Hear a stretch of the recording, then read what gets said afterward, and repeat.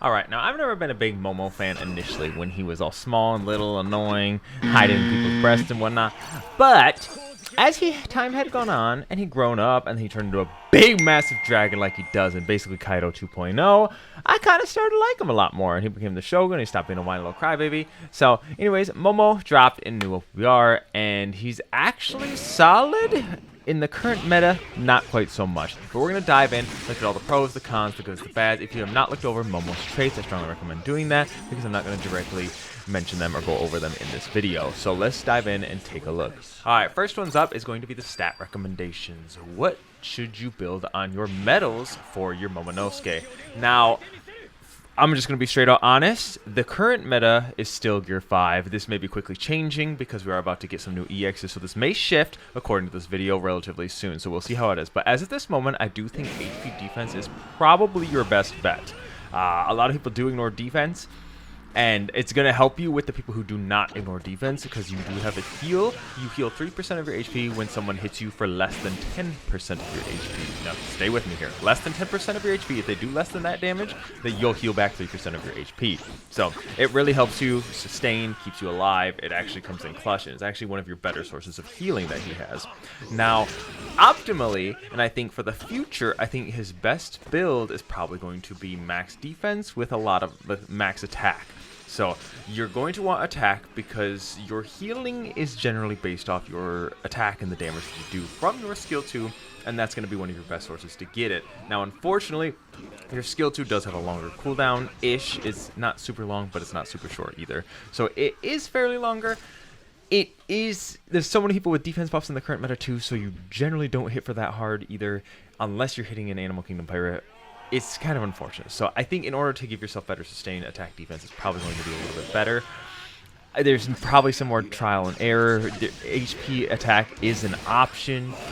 I haven't had too much success with that route either because people will be able to hit you from easily above 10% of your HP and you won't get any heal at all. So defense is going to help you trigger that 10%, 3% healing, if you know what I'm talking about from earlier. So that's, I think, my bet. That's what I'm going to probably go with, is full attack defense once we get there. And if you can fit HP, go ahead. He does have really low attack, but you're going to need the attack in order to hit for damage on that skill. Next up, let's talk about the pros. What makes him good? What is his strengths? Like, what's going to help you thrive with Momonosuke in the meta, in the future metas? The main pro that he has going for him, he's the first defender to actually do this. He can teleport to other flags that he owns. He teleports to the farthest one from whatever your current location is. So this can help you if you're just currently spawning in the middle of a game. He can teleport to a flag that's really far away, even on the opposite side of the map. It is a huge deal and could be a game saver depending on the situation. So this is actually one of the coolest new features. I think it actually is a little bit obnoxious when they first introduced it, especially for runners, but I'm kind of getting the hang of it, and I'm a little more accepting of it now. Next up is his high damage reduction. He does have larger amounts of damage reduction. He has 80% built into his kit. If you can build an extra 20% of your medals, which you can, we'll get over that in the medal recommendations at the end, but you can also stack it on top of your support as well. I strongly recommend this. I haven't gone over support specifically in these videos, but I do recommend going with Zoan and Grand Line Tag if you can achieve them for Momonosuke. So reds shouldn't be too difficult to get that, but you could, like, I would definitely go with that because that's going to give you an extra 15% damage reduction from the color you are and the color you're weak against, aka blues. So that's one big deal for him. He has that high damage reduction. That's what he has going for him, mainly in order to stay alive and in order to keep healing. As I said, that 10% with 3% healing, that's your main way and main source of survival. Next up is you are excellent against your Animal Kingdom Pirates. I don't know why they built him so niche into this. I mean, I do know why, but I just think it's stupid, and I hate that Bandai keeps making these niche characters against specific classes of characters, because Animal Kingdom Pirates will probably be shifted out of the meta and not too far from now. We may be getting a new Kaido here soon, so low-key, he could be becoming a monster. But I don't particularly think it's going to be like shiny once Kaido and once we're past this, because once we move on to Egghead Arc, the Animal Kingdom Pirates will end up being no more because Bandai is just kind of hype training this game, so we'll be losing Animal Kingdom Pirates relatively quickly with how things get pushed out of the meta and the power creep that exists in this game.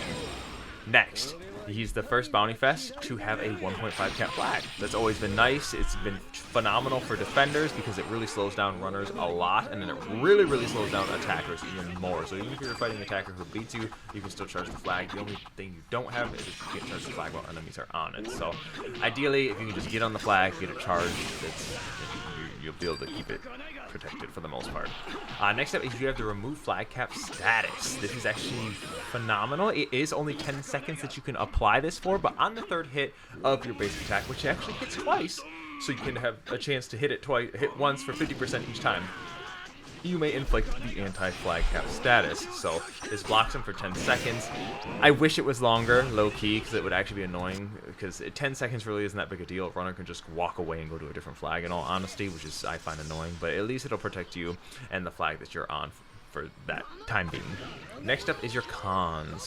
What makes you weak? Now, for some reason, I mean, I guess Bandai always does this, and it is a Bounty Fest and not an EX, so they did lock several of his traits and abilities behind being above 70% HP. So as long as you are 70% or higher in your current HP, you will have the ability to charge the flag to 1.5, you'll have the knockback to knockdown, and you'll have anti-stagger. Now, it does suck because once you lose that, you'll really feel it, and Momo feels like he becomes half the character that he was when he was full health. It sucks. It is what it is. So trying to stay healthy, trying to be as tanky as possible is your ideal goal. That's one of his main sources of weaknesses. It does suck that it's 70%. If it was 50%, it would, I think it'd be a little bit more fair and better, but 70% is kind of a little bit rough. So a lot of Gear 5s out there with that Bajrang gun hurt a lot. Next is your attack is extremely low. Now you're trying to fight people off, you're trying to protect your flag. Generally, people will wither you down in due time. You having one of the lowest attacks in the game for base stats. If you don't know how to check base stats, go to click your character boost and you'll see the base stat of the character. So that's where it currently is, and that's what matters, and that's what your metal traits go off of in the first place. So the low attack results in people being able to bully you, people being able to run away, and you not being able to fend for yourself, especially when fighting someone with a defense buff. Next is there's no true way to fight back and hold flags against people who are immune to status effects that can take your flag away. And so, like, that's kind of a really big disadvantage because you're damaged. Like someone like Kid Law, unfortunately, immune to status effects, you can't stop them. This kind of dives into being able to like hold as a defender. Like it's gonna kill you, and you could end up losing games because you can't do anything about it when someone can just walk up on the flag and take a run of right in front of your face. Next is your heals. I kind of meant to add this with the attack being extremely low, but your heals are based off your amount of damage.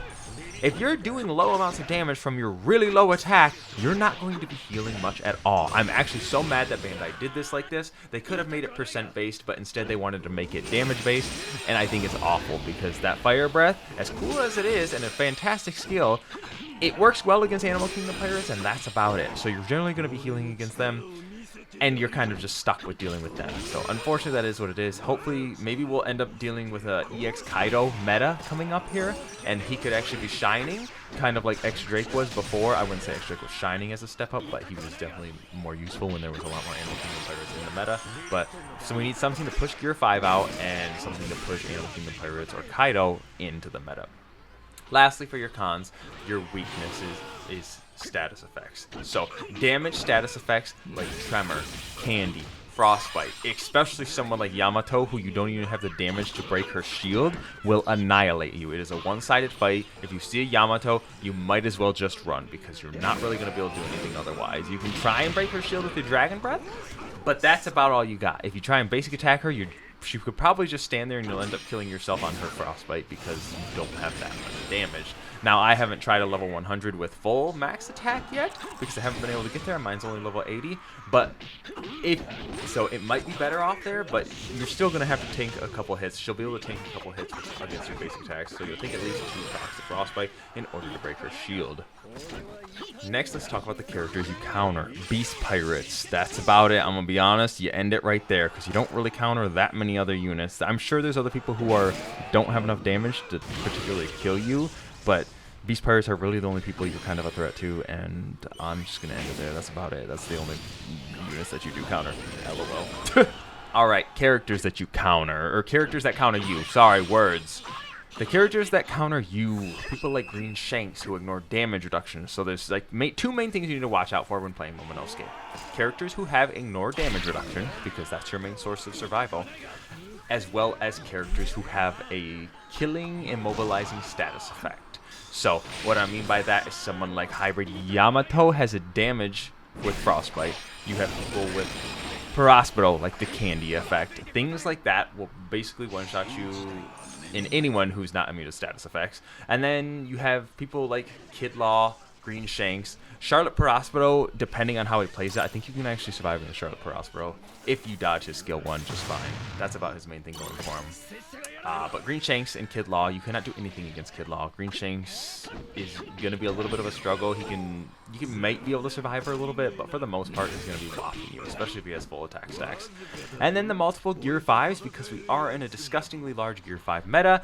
There's Bajrang guns flying everywhere and a lot of damage being done and dealt, so watch out for that. There's so many Bajrang guns. If you can perfect dodge something, you're probably going to get beat up by another thing. So, and it's guaranteed pretty much to break through above your 70% HP, depending on how tanky you get. I haven't actually been able to hit the level 100 and get the extra 20% damage reduction from the metal set. That might help you out, but Luffy's also able to get damage increase because he turns into attacker, which kind of breaks your damage reduction down a little bit. So be careful of that when you're fighting your 5s. That's your main thing you need to watch out for. Lastly, let's talk about the metal set recommendations. I think my personal one that I'm going to go for is my Bartolomeo set. It comes with some skill 2 cooldown from allies dying, as well as you being on your flag. And then it comes with some damage reduction from you being on your flag as well. It's actually really nice, and it has the full skill 2 cooldown. So skill 2 is your main goal. Your skill 1 comes back relatively quickly, so don't worry too much about that. You don't need to like stress getting cooldown. You want like a good amount of cooldown. If you can just get out the tags, you're probably just fine with that.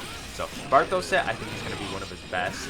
If not, it's probably tied with either Barto or the Enel set. The Enel set, you can get up to 20% damage reduction. You can get, it's phenomenal, but it is more oriented towards skill 3 cooldown. So that's up to you, but you don't get as much skill 2 cooldown, but you get like way more damage reduction. So I think this one potentially is probably the best. It's going to be one of these two. Is my definitely one of these two. And then the next option is Kaido set.